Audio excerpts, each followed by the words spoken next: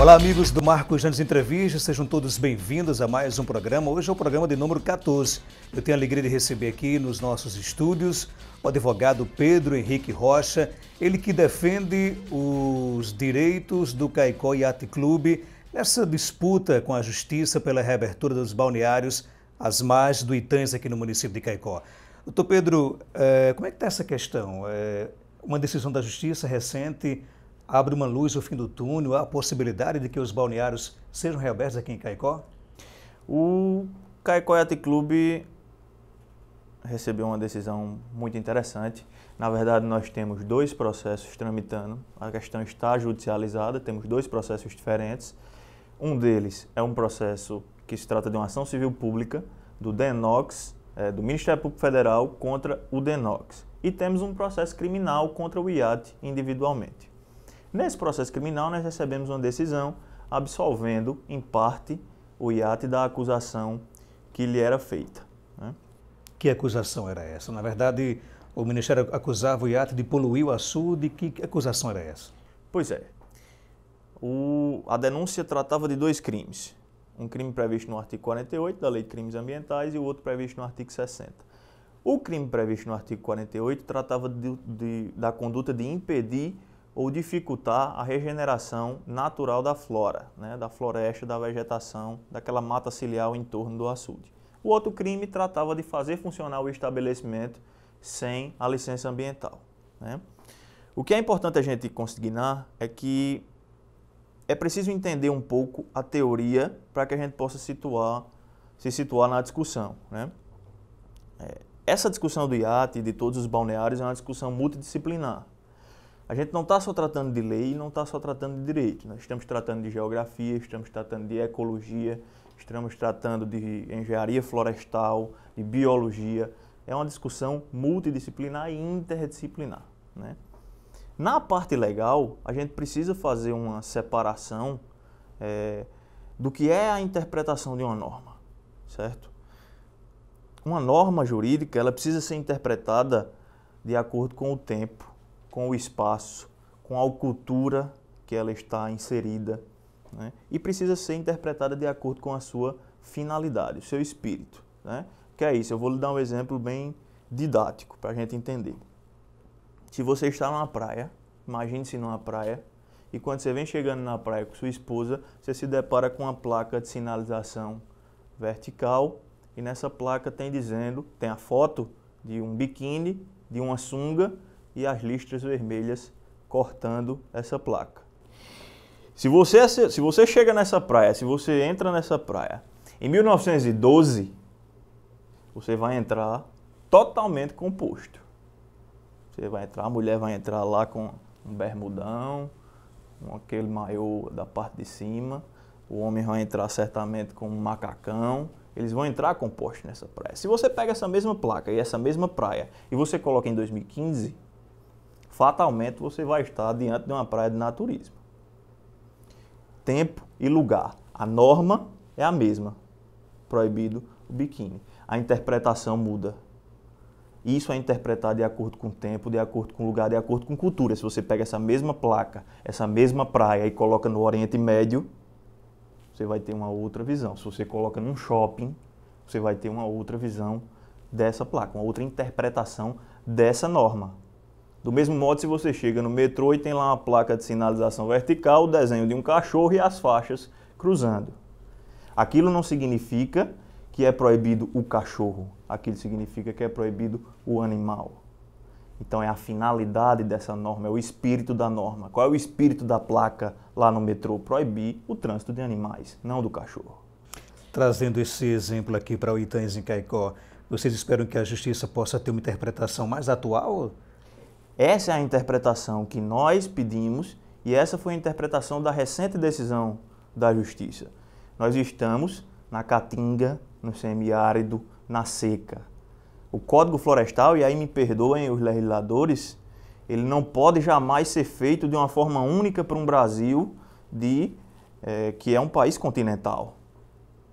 Nós temos Cerrado, nós temos Mata Atlântica, nós temos Caatinga. Como o Código Florestal vai ser um só para tratar de todas essas questões? E foi essa interpretação, essa conjuntura que fez a juíza absolver o iate. Por quê? Porque lá não tem vegetação a ser restaurada.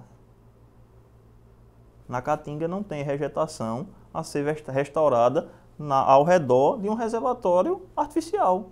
Então ela fez essa ligação entre o crime, entre a construção e entendeu logicamente isso, que a construção não impede nem dificulta qualquer regeneração daquela área, porque lá não tem vegetação natural para se regenerar. A própria diferença no nível de água entre anos de secas e cheias destrói a vegetação que haja no entorno. Mas a decisão da Justiça não retira o Caicó Yacht Club da área de preservação permanente, não? Não.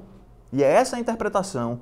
Não é o simples fato de estar em uma área de preservação permanente, que é uma faixa métrica, são tantos metros de um reservatório, não é o simples fato da norma dizer isso que faz com que aqui no Rio de Janeiro, no Mato Grosso do Sul, as vegetações tenham a mesma composição e sejam interpretadas da mesma forma.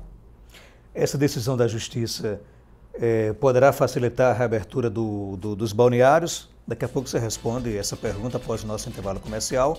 O Marcos nas Entrevistas tem o apoio da Decorar, a sua loja de cortinas e decoração. Decorar fica na rua Augusto Monteiro, 598, centro de Caicó.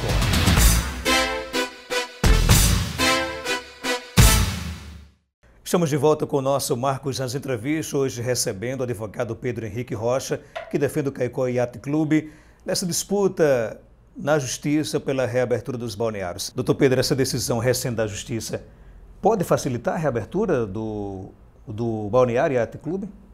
Apesar dessa decisão ser uma decisão provisória, é uma decisão da juíza, o Ministério Público Federal já fez uma apelação, mas é uma decisão que sinaliza o entendimento dela sobre o Caicó Yacht Club, que é a mesma situação, talvez, da grande maioria dos balneários. Ela vai ter que tomar a decisão no outro processo, que é o processo que envolve DENOGS e MPF, mas essa decisão nos enche de esperança porque sinalizou um caminho, sinalizou um entendimento, sinalizou uma decisão sensata, coerente e atenta às peculiaridades da nossa região, que era o que a gente esperava, né?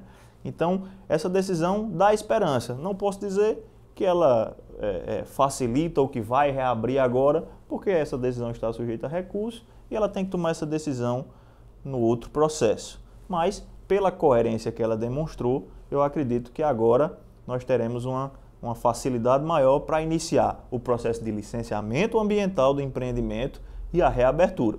Porque aí é importante que se diga, o crime que nós somos absolvidos é o crime de impedir ou dificultar a regeneração da flora.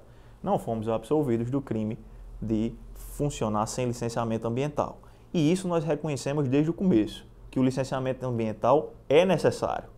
E o Caicó Yacht Club está disposto a promover todas as adequações necessárias para que se possa utilizar da área de forma sustentável, de forma social, em prol do desenvolvimento da nossa região, que é o que o povo espera. Quando se fala em Caicó Yacht Club e tantos outros balneários do Itães, logo se vem na mente aquelas grandes festas com milhares e milhares de pessoas. Vocês imaginam, vocês vislumbram a reabertura do balneário com o mesmo funcionamento de antigamente ou vai ter que realmente funcionar de forma diferenciada? Eu creio que a intenção, e não há males que não venham para o bem, talvez esse embargo, talvez essa confusão tenha gerado na população e na própria direção do Caicó Yacht Club uma expectativa de melhora, né? Então, é importante usar esse nosso patrimônio, que só agora nós percebemos o tamanho do patrimônio que é, porque quando estava aberto, a gente às vezes não tinha noção do que representava. E depois do fechamento, a gente sentiu a população abraçando esse patrimônio. Então, eu acho que agora a ideia é transformar aquilo num ambiente de turismo ecológico, num ambiente sustentável e num ambiente que continue sim fazendo suas festas, que continue sim fazendo o encontro da família caicoense nos fins de semana, que continue sim recebendo os visitantes que para cá vêm nas festas de Santana, no Carnaval, mas que também tenha a sua finalidade educacional e ambiental. Eu acho que a gente vai lutar por isso e justamente agora que a gente tem um ministro do turismo do nosso estado, eu acho que a gente deve sentar para conversar e transformar aquilo realmente num empreendimento turístico muito atrativo. Caicó perdeu com o fechamento dos balneários? Eu acho que Caicó perdeu. Caicó perdeu e tudo o que aconteceu nesse período, todas as manifestações de apoio que nós recebemos do povo, que nós recebemos, por exemplo, da Casa do Empresário, que nós recebemos da Ordem dos Advogados do Brasil, que nós recebemos da Prefeitura Municipal, mostram a importância que aquele complexo tinha para a cidade. Isso ficou muito claro diante das tantas audiências públicas, diante de tanta preocupação que nos foi trazida pelo fechamento dos balneários. Mas aí, é como eu disse, eu acho que há males que vêm para o bem. Queremos agora um complexo mais forte, ambientalmente adequado e que atraia cada vez mais os investimentos e o potencial turístico da região. É uma disputa judicial que deve se arrastar por muitos e muitos anos ainda?